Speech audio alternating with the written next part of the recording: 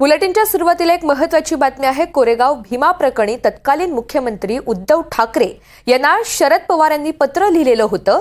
कोरेगाव भीमा घटनेमध्ये अनेक उजव्या संघटनांचा सहभाग असल्याचा उल्लेख पवारांनी पत्रामध्ये केलेला होता, असा आरोप आंबेडकर यांनी केलाय। भीमा कोरेगाव आयोगाच्या सुनावणी दरम्यान आंबेडकर यांनी माहिती आयोगाला या संदर्भातलं वक्तव्य केलेलं आहे। गरज पडली तर आयोग पवारांना बोलवणार असल्याची माहिती यावेळी प्रकाश आंबेडकर यांनी दिली। तसंच हे पत्रही त्यांनी आयोगासमोर दाखल केलेलं आहे। रेवती हिंगवे आपल्याला या सगळ्या संदर्भात अधिकची माहिती देणार आहेत। रेवती, कोरेगाव भीमा प्रकरणी तत्कालीन मुख्यमंत्री उद्धव ठाकरे यांना शरद पवारांनी पत्र लिहिलेलं होतं। या सगळ्या संदर्भात आता आरोप केलेला आहे प्रकाश आंबेडकर यांनी। आज त्यांनी या सगळ्या संदर्भात सुनावणी दरम्यान सविस्तर नेमकं काय वक्तव्य केलं? नक्कीच ऋतुजा, तुम्ही म्हणलात तसं की जेव्हा मागच्या वेळेस सुनावणी झाली होती कोरेगाव भीमा प्रकरणी, तेव्हा प्रकाश आंबेडकरांनी त्यांच्या जबाबात सांगितलेलं होतं की तत्कालीन मुख्यमंत्री उद्धव ठाकरे यांना शरद पवारांकडनं पत्र लिहिण्यात आलेलं होतं आणि त्या पत्रामध्ये असा उल्लेख केला होता की तेव्हा काही उजव्या संघटना आहेत, राईट विंग संघटना ज्याला आपण म्हणतो, त्यांचा सहभाग असू शकतो, तर त्या दृष्टिकोनातून चौकशी व्हावी। जेव्हा हा जबाब आयोगासमोर जे आयोग चौकशी आहे भीमा कोरेगाव प्रकरणी, तर तेव्हा त्यांना सांगण्यात आलं होतं की याचे पुरावे नसल्यामुळे हा जबाब आम्ही नाही घेऊ शकत।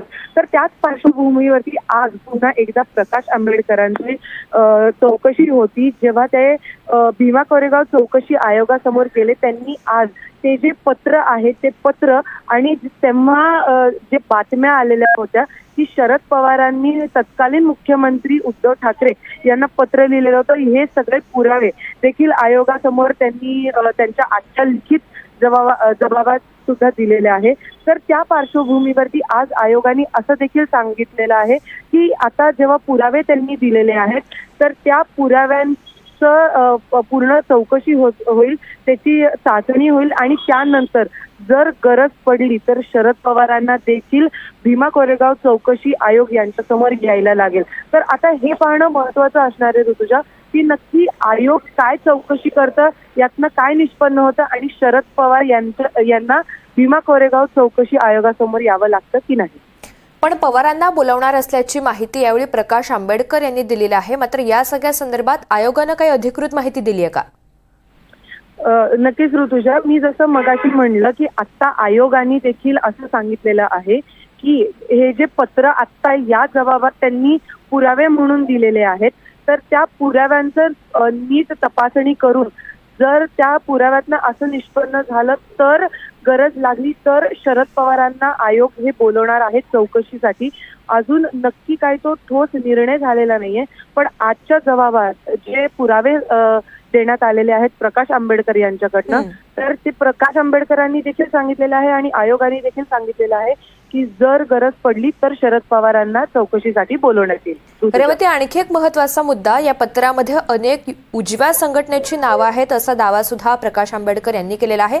त्या संदर्भात त्यांनी काही पुरावे दिलेत का? नक्कीच तुझ्या आपण जसं बघतोय की खरं तर जर आपण त्या पत्रामध्ये बघितलं तर तिकडे त्यांनी असं देखील म्हणलेलं आहे की शरद पवार यांनी भीमा कोरेगाव दंगली संदर्भात तत्कालीन मुख्यमंत्री उद्धव ठाकरे यांना 24/1/2020 दरम्यान दिलेले पत्र आणि त्या संदर्भातली त्यांच्याकडे असलेली सर्व माहिती आणि कागदपत्रे हे आयोगाकडे दाखल केलेली आहे। त्यामुळे आता हे गोपनीय ठेवण्यात आलेलं आहे की नक्की ते पत्रामध्ये कुठल्या संघटनेचा उल्लेख केलेला आहे। खरं तर ते अजून समोर आलेलं नाही आणि जर शरद पवारांना चौकशीसाठी बोलवलं तर तेव्हा शक्यता आहे की या संघटनेचा उल्लेख आणि ते पत्र आपल्या समोर येईल। ऋतुजा, निश्चित धन्यवाद सविस्तर माहितीसाठी। दरम्यान या सगळ्या संदर्भात प्रकाश आंबेडकर यांनी नेमकं काय म्हटलंय आपण पाहूया। शरद पवारांनी जे काही प्रेसमध्ये म्हटलं होतं त्या काळात आणि जे आता सारं कमिशन पुढे मांडलंय ते म्हणजे की लेफ्ट विंग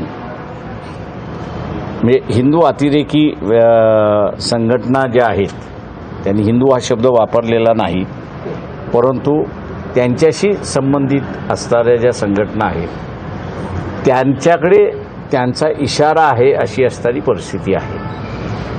तेव्हा तोही अँगल समोर आणला पाहिजे असं कमिशनचं म्हणणं आहे कमिशनमध्ये, आणि त्या संदर्भातला ते लवकरच निर्णय घेतील आणि आम्हाला कळवतील अशी असणारी परिस्थिती. गरज